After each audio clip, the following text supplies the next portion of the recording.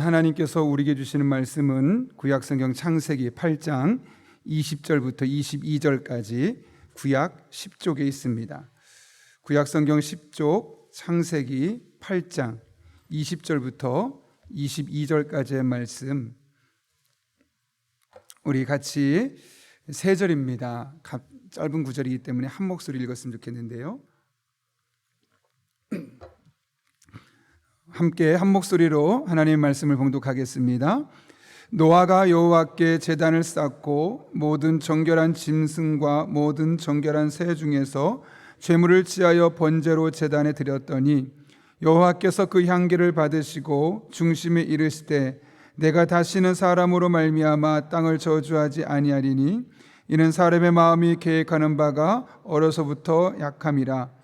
내가 전에 행한 것 같이 모든 생물을 다시 멸하지 아니하리니 땅이 있을 동안에는 시름과 거둠과 추위와 더위와 여름과 겨울과 낮과 밤이 쉬지 아니하리라. 아멘. 우리 함께 기도하고 하나님의 말씀 나누겠습니다. 거룩하신 아버지 하나님, 오늘도 이 새벽에 우리를 불러주시고 하나님 앞에 헌신하며 특별히 말씀을 붙들고 기도할 수 있는 마음 주신 것 진심으로 감사를 드립니다.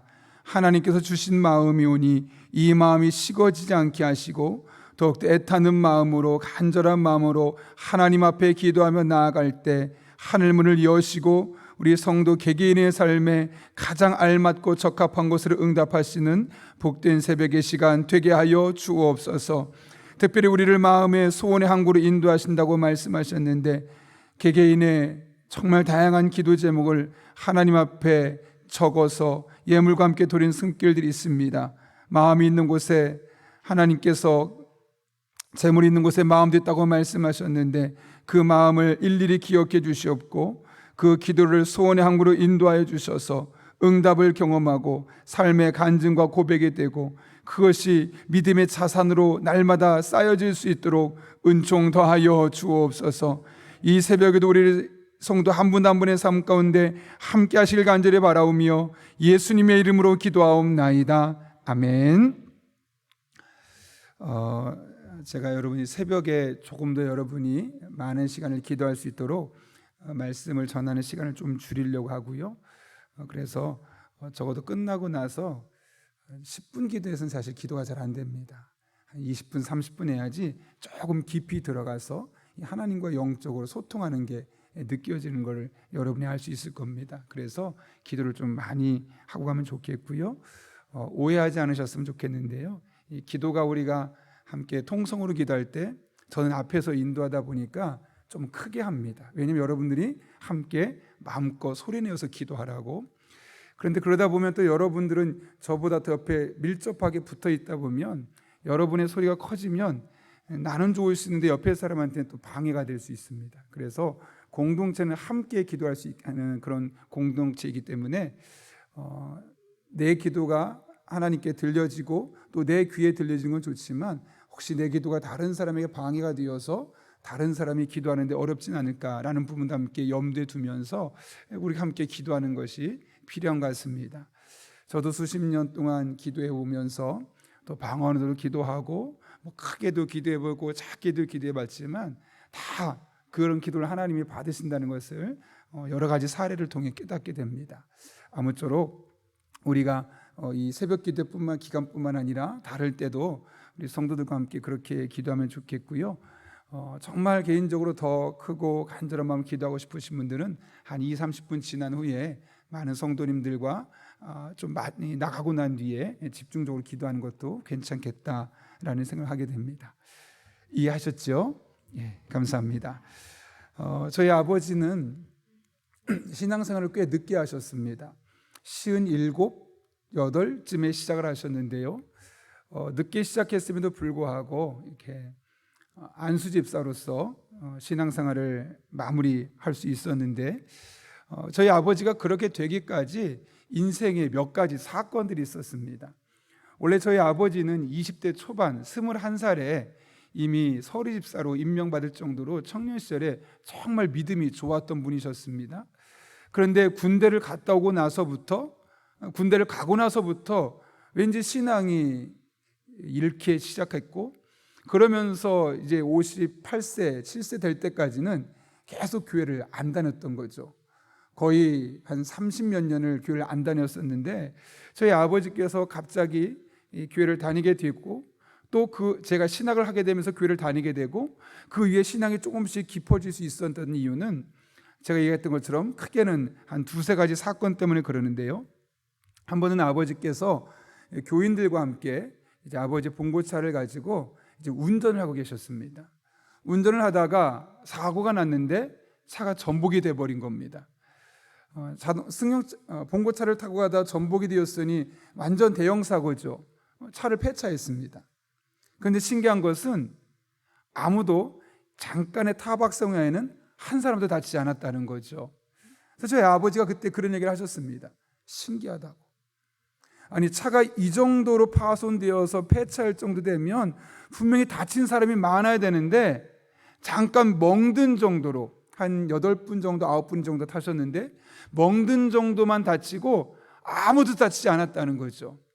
그 당시 저희 아버지가 신앙생활 한 지 얼마 안 됐을 때였는데, 동네 분들 이제 목사님을 위해서 교인들 장례식장에 다녀오신다고 운전을 하시다가 그런 사고가 났던 거죠. 그때 저희 아버지가 처음으로 했던 말이 하나님이 도와주셨나? 그런 얘기를 처음으로 하셨습니다.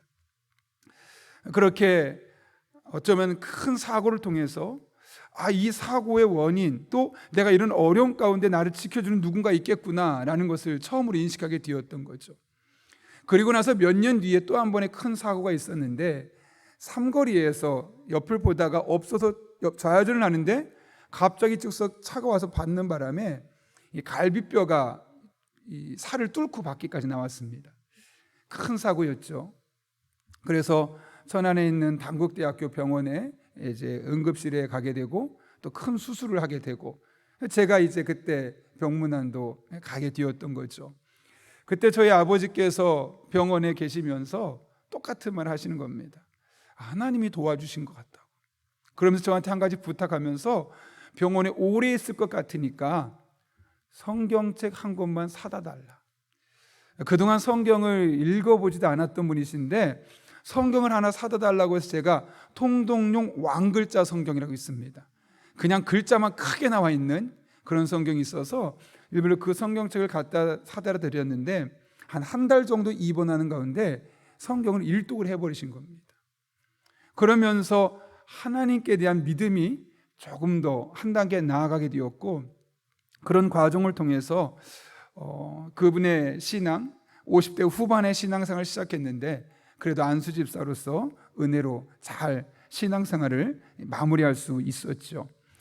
저희 아버지의 사건뿐만 아니라 많은 분들의 케이스를 보게 되면 드는 생각이 있습니다. 그것은 위기의 순간에 처하거나 어려움에 빠져본 분들은 무엇이 진짜 중요한지를 알아낸다는 겁니다. 그전에는 너무나 일상적이고 소소해서 그게 중요한지 모르고 당연한 것으로 생각했는데, 위기에 처하거나 사건이 있거나 사고가 있고 나서는 그 당시에 당연하다고 생각했던 것들이 당연한 것이 아니라 은혜였음을, 혹은 그 안에 하나님이 나와 함께 하셨음을 경험할 수 있는 수단들이 되는 것이고, 그래서 그런 과정을 통해서 무엇이 진짜 중요한지를 제대로 볼 수 있는 눈을 갖게 되는 것이죠. 그래서 많은 사람들이 사고나 질병 등 극한 상황에 처하고 나면 왠지 그동안 부부관계가 너무나 소원했고 좀 어색했었는데 갑자기 아내의 소중함을 깨닫게 된다거나 남편이 없어서는 안 되겠다거나 이런 것들을 깨닫게 되면서 서로 좋지 않았던 부부관계가 좋아지기도 합니다. 그리고 자녀들과 이 부모의 관계도 남다르게 발전하는 것을 보게 되죠. 같은 맥락에서 그런 어려움을 겪은 뒤에 하나님과 전혀 상관없었던 사람들이 하나님을 알게 됩니다. 그리고 아는 정도를 넘어서서 하나님과 영적인 교제를 하게 되고, 어느 순간에는 하나님을 위해서 헌신하는 사람으로 바뀌어 있는 것을 보게 되죠. 왜 그럴까요? 이제 내 인생에서 무엇이 진짜 중요한지를 알게 되는 겁니다. 그동안 나는 돈이 내 인생에 너무나 필요하고 내가 지금 가진 것보다 조금만 더 얻으면, 조금만 더 획득하면 그러면 될 거라고 생각했는데 이게 진짜 내 인생에서 가장 중요한 요소가 아니구나. 건강을 너무나 소중하게 생각해서 정말 건강관리를 철저하게 하고 그것이 가장 중요하다고 생각했었는데 아니구나. 까짓것 건강 조금 잃어도 더 중요한 것이 있구나 라는 것을 깨닫게 되는 것이죠. 무엇이 진짜 중요한지를 알아가게 되는 겁니다. 사도 바울은 예수님을 핍박하던 사람이었죠. 그런데 예수님 만나고 나서 자신이 그동안 소중하게 생각했던 모든 것들을 배설물로 여겼다까지 말하고 있습니다. 무엇이 진짜 자신의 인생에서 중요한지를 알고 나면 이런 것들 또한 우리가 쉽게 볼 수 있는 겁니다. 우리는 본문을 통해서도 이 같은 사실을 알 수 있는데요. 오늘 본문은 노아가 방주에서 나오고 난 이후에 가장 먼저 무엇을 했느냐라는 부분을 우리에게 이야기해 주고 있습니다. 여러분, 노아의 방주에서 나오고 나서 어떤 일을 했습니까? 20절 말씀 이렇게 말합니다. 노아가 여호와께 제단을 쌓고 모든 정결한 짐승과 모든 정결한 새 중에서 제물을 취하여 번제로 제단에 드렸더니 20절이 노아가 방주에서 나오자마자 가장 먼저 한 일입니다. 어떻게 알 수 있느냐? 19절 끝에 이렇게 되어 있죠. 땅 위의 동물 곧 모든 짐승과 모든 기는 것과 모든 새도 그 종류대로 방주에서 나왔더라. 노아도 나오고 모든 짐승들이 다 이제 방주에서 나온 겁니다. 그리고 나서 동물들까지 다 빼내고 나서 노아가 가장 먼저 했던 것, 하나님 앞에 제단을 쌓았다는 것, 그리고 번제를 드렸다는 것. 성경에 제단을 쌓았다, 번제를 드렸다라는 표현이 오늘 창세기 8장 노아에게서 가장 처음으로 발견되지요. 그런데 여러분, 노아의 상황으로 들어가서 여러분이 한번 상상해 보십시오. 1년 동안 방주 안에서 여러 가지 짐승들, 그 배설물들의 냄새를 맡고 같은 공간에서 살았습니다. 뭐 제대로 씻을 물이 있기나 하겠습니까? 그렇게 1년 동안 동물들과 뒹굴던 방주에서 나와서 가장 먼저 하고 싶은 일이 뭘까요? 깨끗하게 목욕하는 것도 있겠고 1년 동안 먹지 못했던 음식을 먹을 수 있는 것도 있겠고 내가 육지를 한번 밟아보고 뛰어보고 싶다. 뭐 하고 싶었던 일들을 리스트를 만약 그에게 써보라고 한다면 수십 가지 수백 가지 아마 쓸 수 있을 겁니다. 그런데 지금 노아는 그 모든 생각할 수 있는 모든 리스트를 다 뒤로 버리고 딱 하나 가장 먼저 한 것이 무엇이냐? 하나님 앞에 제단을 쌓았다는 것, 그리고 그 자리에 번제를 드렸다는 겁니다. 여기서 번제를 드렸다는 이야기는 물론 이 후세에서 이 뒤에서 이 성경을 해석해서 그런 거긴 하지만 이 번제 여러 가지 외 5가지 제사들을 이미 알고 있을 수 있었다는 것이죠. 근데 여러분 여기서 한 가지 기억할 것이 하나님께 제단을 쌓고 번제를 드렸다는 것이 무엇을 의미하는 걸까요? 이 번제라는 제사의 성격을 우리가 알아야 합니다. 번제는 제물을 전체를 불로 다 태우는 제사로 온전한 헌신, 완벽하게 태운다, 그런 의미에서 온전한 헌신을 의미합니다. 무엇보다 제물을 태우는데 그 제물은 단순히 제사에 쓰이는 제물이 아니라 제사를 드리는 사람을 대신해서 드리는 것이기 때문에 그 제물이 곧 그 사람을 의미했던 것이죠. 따라서 제물은 곧 그 사람이었습니다.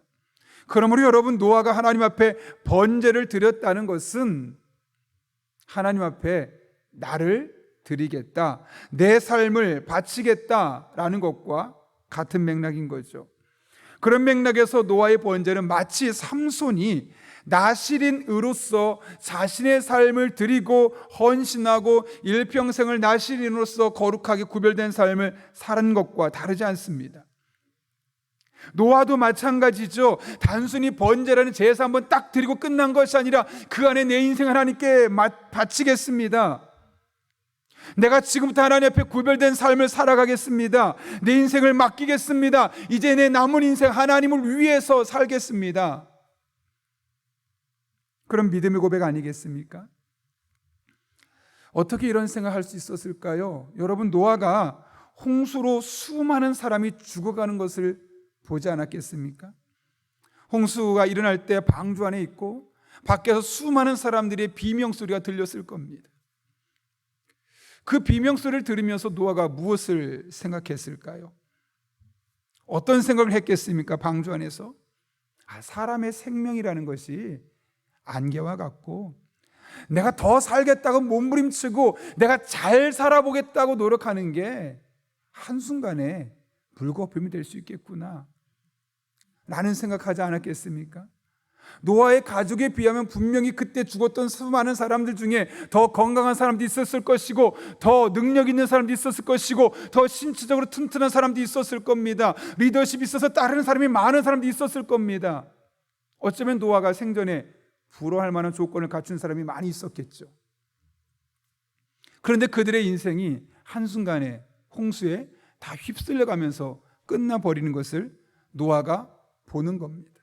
노아가 듣는 겁니다. 그 사실을 보고 무엇을 느끼겠습니까?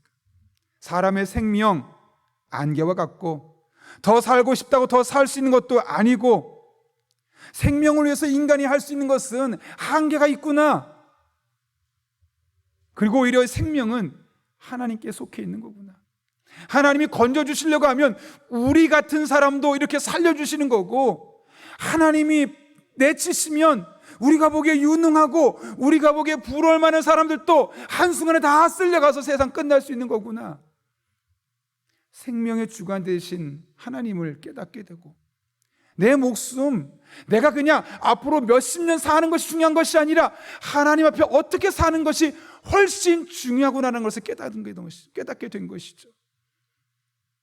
그래서 하나님 앞에 번제로 자신의 삶을 구별하여 드리고, 내가 지금까지와 살던 것과 다르게 이제는 하나님을 위해 헌신된 삶, 하나님을 위해 구별된 삶, 그렇게 내 인생을 번제로 하나님께 드리겠습니다 라는 믿음의 고백으로 자신의 인생을 하나님 앞에 번제로 드렸던 겁니다. 그래서 그는 인생에 바꿨던 것이죠. 그리고 자신의 남은 인생을 하나님을 위해서 헌신할 수 있었던 겁니다. 여러분, 우리가 살면서 죽음을 어떻게 인식하느냐가 참 중요합니다. 오늘 노아가 수많은 사람이 죽어가는 모습을 보며 생명이 하나님께 있음을 알게 되는 순간부터 내 인생의 남은 인생의 생은 하나님께 맡기고, 그럼 하나님께서 이끄시고 하나님이 붙드시면 그 인생은 복된 삶이 될 수 있음을 알았던 것과 마찬가지죠. 그래서 사도 바울은 나는 날마다 죽노라, 매일매일 나는 죽겠다, 나는 죽었다라고 결단하고 새롭게 하루를 살아갔던 것을 보게 됩니다. 어제 나는 어제로 죽은 겁니다. 그것을 잘 사는 것이든 잘못 산 것이든 나는 어제로 죽은 것이고, 오늘 새로 태어나서 다시 하나님을 위해서 헌신하고 하나님 나라를 위해서 내 생명 바치면서 살겠노라고 매일매일 아침마다 결단했던 이 사도 바울의 모습이 우리에게 전해지지 않습니까? 자신의 의지와 경험을 의지하기보다는 하나님을 더 의지하며 하나님을 위해 살겠노라, 그런 그의 믿음의 고백과 헌신의 마음이 담겨 있는 것이죠. 제가 최근에 32살 김온유 청년의 글을 잠깐 읽었는데요, 그 책의 그 내용은 숨쉬지 못해도 괜찮아 라는 책을 그 청년이 간증한 것을 요약한 내용이었습니다. 제목을 보고 숨쉬지 못해도 괜찮아, 도대체 이게 무슨 내용일까 생각해 보았습니다. 그 청년은 88 올림픽이 한창일 때 독실한 크리스천 가정에서 아주 건강하게 태어났습니다. 그렇게 잘 자라고 있던 중에 중학생이 되었을 때 감기가 걸렸는데, 이제 감기로 병원에 갔더니 이제 오진을 근데 의사가 해버린 겁니다. 그러면서 의료 사고를 겪게 되었죠. 그러면서 16살이 되었을 때 두 번째 수술을 하게 되면서 그 두 번째 수술하고 난 이후부터 16년 그 이후로 계속해서 지금도 병원에서만 살고 있습니다. 21살 때부터는 자가호흡, 스스로 호흡을 할 수 없을 만큼 몸이 많이 무너지고 망가졌고요. 지금은 하루에 4교대로 봉사자들이 수동식 엠브로 숨을 쉴 수 있도록 해주지 않으면 그 청년은 목숨을 유지할 수 없다는 것이죠. 근데 그 청년이 이렇게 고백하는 겁니다. 숨 쉬지 못해도 괜찮아. 나는 날마다 숨을 선물 받습니다. 나는 날마다 숨을 선물 받습니다. 이 두 개를 생각해 볼까요? 나는 숨 쉬지 못해도 괜찮아. 이 말은 뭘까요? 나 그냥 이 상태에서 세상 떠나도 괜찮아. 이것은 자신의 인생을 포기하는 것이 아니라 하나님 안에 살아가면서 죽음이 결코 두렵지 않은 인생을 사는 것이죠. 내가 오늘 세상을 떠나든 내일 세상을 떠나든 하나님께서 내게 주신 목숨을 살아가는 것이니 내가 숨 쉬지 못해도 괜찮다는 겁니다. 하루 더 살려고, 1분 더 살려고, 조금 더 내가 넉넉하게 여유 있게 살려고 몸부림치며 사는 삶이 아니라 그냥 이대로 나는 죽어도 괜찮다는 겁니다. 왜요? 하나님, 생명을 주관하시는 하나님께서 여기까지 살게 하시면 그래, 이 상태에서 난 죽어도 괜찮아. 다른 말로 하면 5년 더 살게 해주시면 그래, 그때까지 내게 주어진 삶을 통해 내가 하나님께 헌신하고 희생하며 살아가면 되는 거지. 그런데 그때 부르시면 그때까지만 살아도 나는 괜찮아. 사실 이 책은 그 청년의 병상에 썼던 이런 믿음의 고백들을 썼던 간증입니다. 그런데 그 뒤에 또 이렇게 말하죠. 나는 날마다 숨을 선물 받습니다. 오늘 새로 태어났다는 것이죠. 내 인생 어제는 끝났고 오늘도 새로 숨을 공급받아서 오늘 하루에 새 삶이 시작되었다는 것이고, 내가 하나님 앞에 오늘 새로 태어난 사람처럼 내 인생을 헌신하고 내 인생을 바치고 내가 하나님 나라를 위해서 내게 맡겨진 삶을 다시 한번 살겠노라고 결단하는 것 아니겠습니까? 저는 이 제목을 처음에 봤다가 그 청년이 풀었었던 숨 쉬지 못해도 괜찮아, 나는 날마다 숨을 선물 받습니다, 이 단어 하나하나를 계속 생각하면서 그 청년의 마음, 그 청년의 신앙, 그 청년의 결단이 고스란히 전달되는 것 같았습니다. 여러분, 나는 숨 쉬지 못해도 괜찮아, 나는 날마다 숨을 선물 받습니다. 어쩌면 이것은 김온유 청년의 고백이 되어야 할 것이 아니라 우리의 고백이 되어야 하지 않겠습니까? 여러분, 숨 쉬지 못해도 괜찮습니까? 어제의 삶으로 여러분의 인생 마치셔도 괜찮습니까? 원래 아멘이 나와야 되는데 괜찮습니까? 예. 왜요? 우리 인생 거기까지 끝이면 하나님이 그렇게 데려가시는 거고, 그게 끝이 아니니까 오늘 다시 살려주신 겁니다. 그러면 오늘 우리에게 주신 하루를 하나님을 바라보며 하나님을 의지하며 내 인생을 번제의 제물같이 드리면서 하나님을 위해서 희생하고 헌신하며 살아갈 수 있어야 하는 것이죠. 오늘 새로운 숨을 선물 받았기 때문에요. 저는 이 문장이 오늘 하루에 우리의 고백으로, 우리의 간증으로 듣는 것으로 끝나지 않고 우리의 매일매일 아침마다 들려지는 고백이었으면 좋겠습니다. 밤에는 나 오늘 밤 끝나고 내일 아침에 숨 쉬지 못해도 괜찮아. 그 다음날 아침이 되면 나는 날마다 숨을 선물 받습니다. 그런 마음으로 우리에게 주어진 하루하루 1분 1초를 하나님 앞에 번제와 같이 나의 삶을 드리고 헌신하며 또 하나님 바라보며 의지하며 하나님 이끄시는 대로 믿음 생활하는 저와 여러분 한 분 한 분 될 수 있기를 예수님의 이름으로 축원합니다. 함께 기도하겠습니다.